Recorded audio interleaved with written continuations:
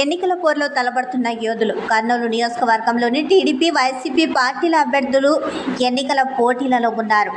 CPI, CPM మరియు పలు రకాల పార్టీలతో పాటు కాంగ్రెస్ పార్టీ కూడా ఎన్నికల బరిలో దూకడానికి సిద్ధంగా ఉంది. ఇలాంటి తరుణంలో యుఎంటీవీ అభ్యర్థుల బలహీనతలు ప్రజల ముందు పెట్టబోతోంది. ముందుగా రెండు ప్రధాన పార్టీలు అంటే టీడీపీ, వైసీపీ అభ్యర్థుల బలహీనతల గురించి మీకు తెలియజేస్తున్నాం. ముందుగా టీడీపీ పార్టీ అభ్యర్థి టీజీ భరత్ బలం. టీజీ గ్రూప్ కర్నూలు నగర ప్రజలకు అందజేసిన ప్రగతి ఫలాలు. వైసీపీపై ప్రజల్లో విరక్తి కలిగిందన్న ఊహ. ప్రజలంతా టీడీపీకి పట్టం కట్టబోతున్నట్లుగా నమ్మకం. బలహీనత అభ్యర్థిగా టీజీ భరత్ ప్రజల్లోకి మమేకం కాలేకపోవడం. జన వనరుల మాటలు నమ్మి మోసపోవడం. కూటమి ద్వారా తమకు భారీ మెజార్టీ వస్తుందన్న ఆశ. కర్నూలులో ఎన్నికల కథన రంగంలో పలు పరువు అభ్యర్థులు ప్రవేశించి ఎన్నికల యుద్ధానికి సిద్ధమైనప్పటికీ బలమైన రెండు పార్టీల మధ్య పోటీ ఉండబోతున్నట్లు కర్నూలు నగర ఓటర్లు చర్చించుకుంటున్నారు. ప్రధానంగా కర్నూలు నగరంలో ముస్లింల ఓట్లు అధిక సంఖ్యలో ఉండడం వల్ల పలు పార్టీలు అటువైపుగా తమ దృష్టిని నిలిపాయి. వాస్తవానికి ముస్లింల ఓట్లకు దీటుగా మిగతా వర్గాల ఓట్లు ఉన్నప్పటికీ వాటిలో కొన్ని కులాలను మాత్రమే ఈ పార్టీలు ప్రభావితం చేస్తున్నాయి. మిగతా కులాల వారిని గాలికి వదిలేశాయి. ఏదేమైనప్పటికీ కర్నూలు పట్టణ ప్రజలకు సుపరిచితులైన టీజీ భరత్ ఎన్నికల రంగంలో ఉన్నప్పటికీ ప్రజల్లో మమేకం కాలేకపోవడమే కాక కార్యకర్తలను నూతన ఉత్తేజం తేవడంలో వెనుకబడ్డట్టుగా కనబడుతున్నారు. అతి స్వల్ప ఓట్ల తేడాతో గతంలో అభ్యర్థి చేతిలో పరాజయం కావడం మీకు తెలిసిన విషయమే.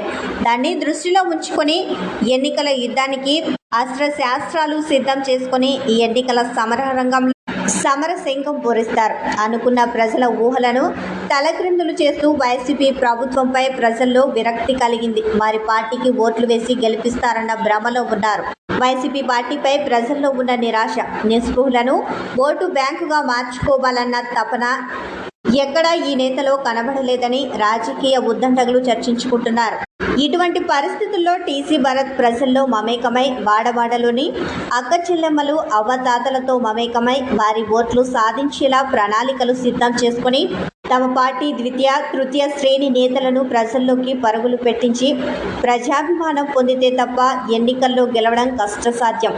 కొన్ని మీడియా సంస్థలు టీజీ భరత్ను ఊహల పల్లకీలో ఉంచారు. తెలుగుదేశం పార్టీ అభ్యర్థి టీజీ భరత్ తండ్రి మాజీ రాజ్యసభ సభ్యులు టీజీ వెంకటేష్ బీజేపీలో ఉన్నప్పటికీ నేరుగా టీడీపీ అభ్యర్థిగా తన కుమారుడు ఉన్నప్పటికీ ఎన్నికల సమరంలోకి రాకపోవడం ప్రజల్లో చర్చనీయాంశంగా మారింది.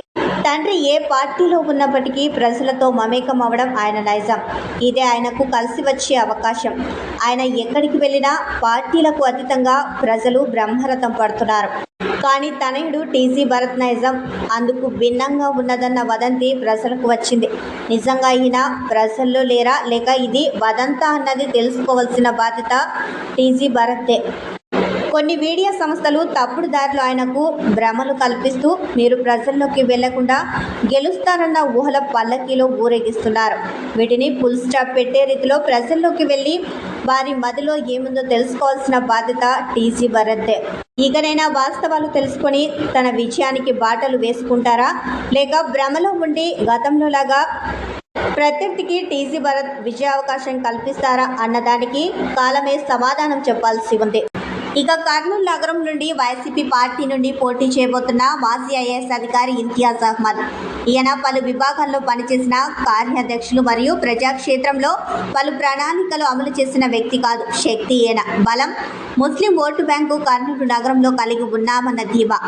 సంక్షేమ పథకాలే ఓట్లుగా మారతాయా అన్న అభిప్రాయం. ప్రజలే మా పార్టీకి నమ్మకస్తులన్న ఊహలలో ఉన్నారు. బలహీనత ముస్లిం వర్గంలో చీలికలు. సంక్షేమ పథకాలు ఓట్లు తెస్తాయా లేదా అన్న సందేహం. వర్గపోరుతో సమస్యలు వస్తాయా, ప్రగతి లేక ప్రజలు దెబ్బతీస్తారా అన్న భయం కూడా వైసీపీ పార్టీకి లేకపోలేదు. మాజీ ఐఏఎస్ ఇంతియాజ్ అహ్మద్ వైసీపీ అభ్యర్థిగా కర్నూలు నియోజకవర్గంలో ఎన్నికల సమరంలో నిలిచారు. కానీ ఆయన ఆశయాలు ప్రజలకు ఉపయోగపడే రీతిలో ఉన్నప్పటికీ వాటిని ప్రజలు ఆమోదించి తమ ఓటు బ్యాంకు వర్షం కురిపిస్తే తప్ప ఈయన గెలుపు సాధ్యం కాదు. ముందస్తుగా ఉద్యోగ విరమణ పొంది ప్రజా సేవకు రావడం మంచిదే. కానీ ఆయన ఈ నిర్ణయం ముందుగా అంటే ఆయన మామగారైన రూపాయి డాక్టర్ ఇస్మాయిల్ జీవించి ఉన్నప్పటికీ ఈ రిటైర్డ్ ఐఏఎస్ ఎన్నికల్లో నిలిచి ఉంటే గెలుపు సునాయాసంగా ఉండేది. వైసీపీ ప్రభుత్వం సంక్షేమం పేరుతో 5 సంవత్సరాల కాలం వెలివేసి అభివృద్ధిని మాత్రం దాచిపెట్టిందని దీంతో ప్రజల్లో నిరాశ మిగిలిపోయింది.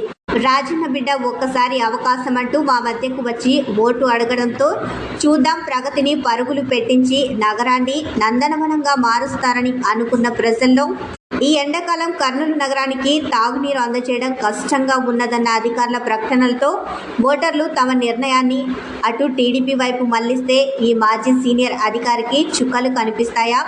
రాజకీయ పండితులు విశ్లేషిస్తున్నారు. ఏదేమైనప్పటికీ మన ఉమ్మడి జిల్లాలో నీరు ఎంతో కలిగి ఉన్నప్పటికీ ఆ నీటిని కర్నూలు నగర వాసులకు భద్రపరిచి తాగునీరుగా అందజేయడంలో వైసీపీ ప్రభుత్వం విఫలమైందన్న వాదన ప్రజల్లో బలంగా ఉంది. మరి ఈ మాజీ ఐఏఎస్ అధికారి వాటిని ఎలా తిప్పికొట్టి ప్రజలను తమ పార్టీ వైపు ఆకర్షించుకుంటారో అది ఆయనకే తెలియాలి.